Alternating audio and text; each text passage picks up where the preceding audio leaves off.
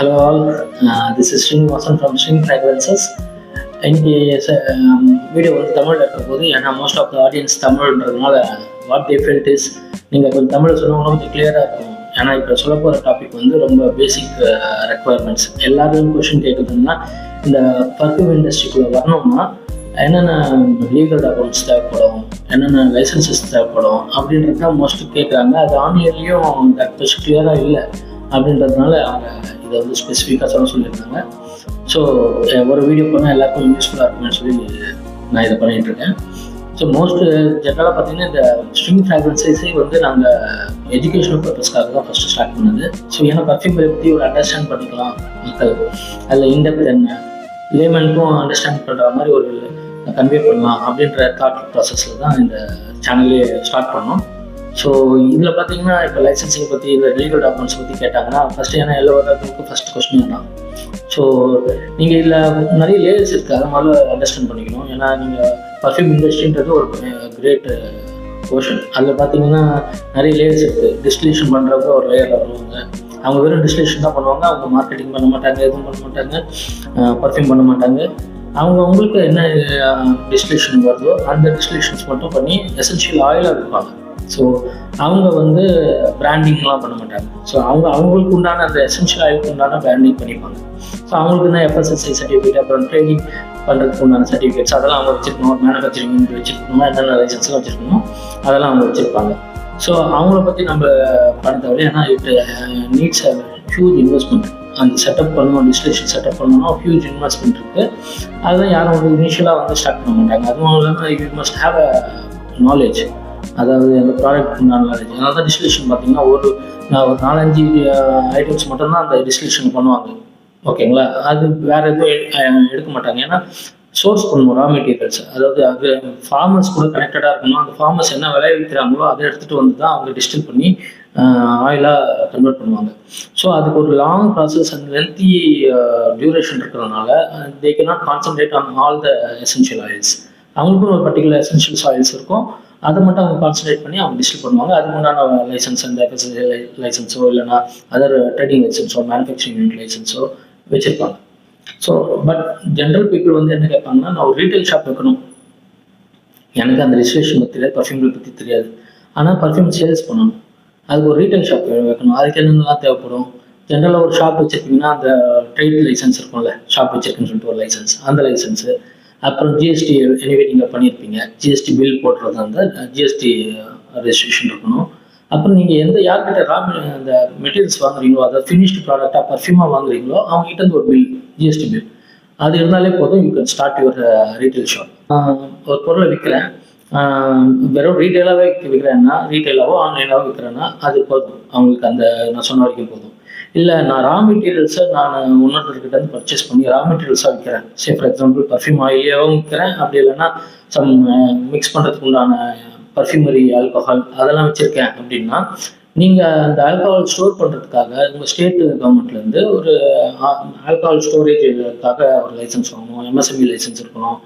அதுக்கப்புறம் நீங்கள் பொல்யூஷன் கண்ட்ரோல்லேருந்து ஒரு லைசன்ஸ் வாங்கணும். ஏன்னா நீங்கள் அந்த வேஸ்டேஜஸ்லாம் கரெக்டாக டிஸ்போஸ் பண்ணுறீங்களா அதெல்லாம் பார்க்க வேண்டியது இருக்கும். ஸோ நெக்ஸ்ட் பார்த்தீங்கன்னா உங்களை சேஃப்டி சர்டிஃபிகேட். சேஃப்டி சர்டிஃபிகேட்னா நீங்கள் ஏதாச்சும் ஃபயர் வந்துச்சுன்னா எப்படி ஹேண்டில் பண்ணுறீங்க, அதுக்கு உங்கள்கிட்ட ஒரு சேஃப்டி சர்டிஃபிகேட்ஸ் இருக்கணும். ஒரு ஃபயர் எக்ஸ்டிங்விஷர் வச்சுருக்கீங்களா, இவ்வளோ டிஸ்டன்ஸ்க்கு ஒரு ஃபயர் எக்ஸ்டிங்விஷர் இருக்கணும், அதெல்லாம் இருக்குது. அதெல்லாம் நீங்கள் ரா மெட்டீரியல் சேல்ஸ் பண்ணிங்கன்னா, வெறுமே ஃபினிஷ்ட் ப்ராடக்டாக சேல்ஸ் பண்ணிங்களோ அதெல்லாம் தேவையில்லை. அப்புறமா சரி இல்லை ஒரு லிஸ்ட்டில் ரா மெட்டீரியல்ஸ் வாங்கி மட்டும் பண்ணல, நானும் கொஞ்சம் ரா மெட்டீரியல்ஸ் வாங்குறதுனால நான் கொஞ்சம் பிளெண்ட் பண்ணியும் நான் சேல்ஸ் பண்ணலான்னு விரும்புகிறேன், நானாக ஒரு பிளெண்டிங் பண்ணுறேன், இல்லைனா ஆல்ரெடி இருக்கிற பர்ஃப்யூமை வந்து இன்ஸ்பிரேஷனல் பிளெண்டிங் பண்ணுறேன் அப்படின்னா உங்களுக்கு தென் அகைன் நிறைய டாக்குமெண்டேஷன்ஸ் இன்க்ரீஸ் ஆகும். சரி ஃபார் எக்ஸாம்பிள் இப்போ நீங்கள் ஒரு ரா மெட்டீரியல் வாங்குறீங்க, அவங்ககிட்ட வந்து எஸ்டிஎஸ் வாங்கணும், அதாவது சேஃப்டி டேட்டா ஷீட், டிடிஎஸ் வாங்கணும், அதாவது ப்ராடக்ட் ஸ்பெசிஃபிகேஷன் பற்றி டீட்டெயில்ஸ் இருக்கிறது தான் டிடிஎஸ் சொல்லுவாங்க. எஸ்டிஎஸ்ன்றது வந்து அது எந்த ஸ்டாண்டர்ட்ஸ்க்கு பண்ணியிருக்காங்க அப்படின்றது வந்து எஸ்டிஎஸ்ல உங்களுக்கு தெரிஞ்சிடும். ஸோ அந்த எஸ்டிஎஸ், டிடிஎஸ், சிஓஏன்னு சொல்லுவாங்க, சர்டிஃபிகேட் ஆஃப் அனாலிசிஸ்ன்னு சொல்லுவாங்க. அதை வந்து ஒரு வெண்டர்கிட்ட இருந்து நீங்கள் வாங்கி வச்சுக்கணும். அவங்க ஜென்ரலாக ஆன்லைனில் ரா மெட்டீரியல்ஸ் விற்கிறவங்க அதை வச்சுருக்கணும். உங்கள் வெண்டாரும் நீங்கள் யார்கிட்ட வெண்டர் வாங்கினீங்கன்னா அவங்களும் தரணும், கேட்டிங்கன்னா தரணும். அப்படி தரலன்னா அந்த வெண்டாரை விட்டுட்டு யார் தராங்களோ அவங்ககிட்ட வாங்கிக்கலாம். ஸோ இதெல்லாம் வந்து பிளெண்டிங் பண்ண போகிறீங்க, அப்புறம் நீங்கள் இந்த ஒரு ப்ராடக்டாக ஒரு ரிலீஸ் பண்ண போகிறீங்க அப்படின்னா தேவை. இப்போ இல்லை நீங்கள் எல்லாம் ரா மெட்டீரியல் தான் நான் வெளியில் வாங்குறேனே, அவங்ககிட்ட வாங்குற பில்லெல்லாம் இருக்குது, அது மட்டுமே போதுமா அப்படின்னா கிடையாது. ஏன்னா அவங்க அவங்க ஷாப்லேருந்து அவங்க குடோன்லேருந்து வெளியில் வர மெட்டீரியலுக்கு மட்டும்தான் அவங்க சர்டிஃபிகேட் பண்ணி இது வச்சுருப்பாங்க.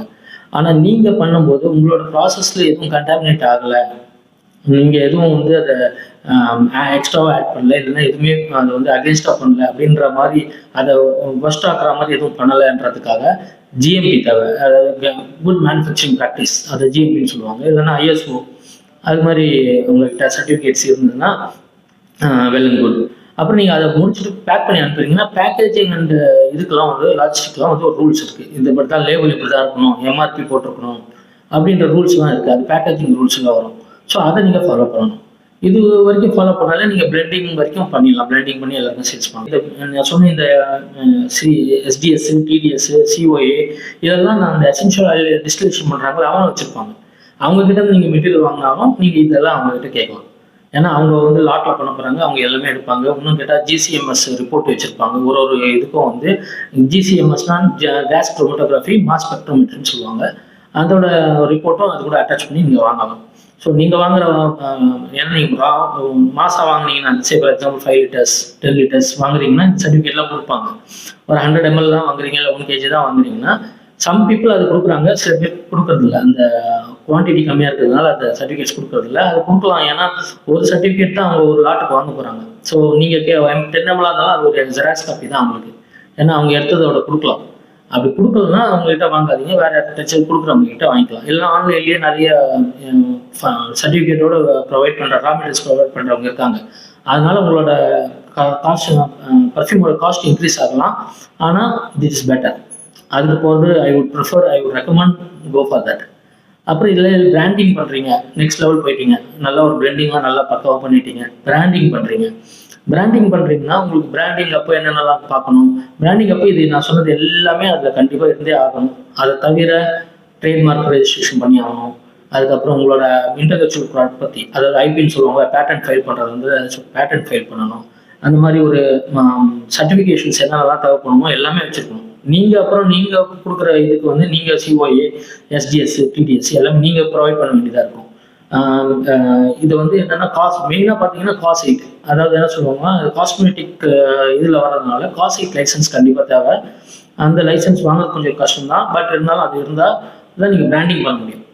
ஓகேங்களா? ஜென்ரலாக பார்த்தீங்கன்னா எஃப்டி அப்ரூவல் சொல்லுவாங்க. அதை எஃப்டி அப்ரூவல்னா ப்ராடக்ட் மார்க்கெட் ஃபிட்னு சொல்லுவாங்க. Product market fit PMF, product market ஃபிட்னு சொல்லி ஒரு எஃப்டி அப்ரூவல் நமக்கு இருக்கணும். அப்போ தான் அந்த பிராண்டிங் பண்ணி நீங்கள் சேல்ஸ் பண்ண முடியும் உங்களோட ஃப்ராக்ரன்ஸை.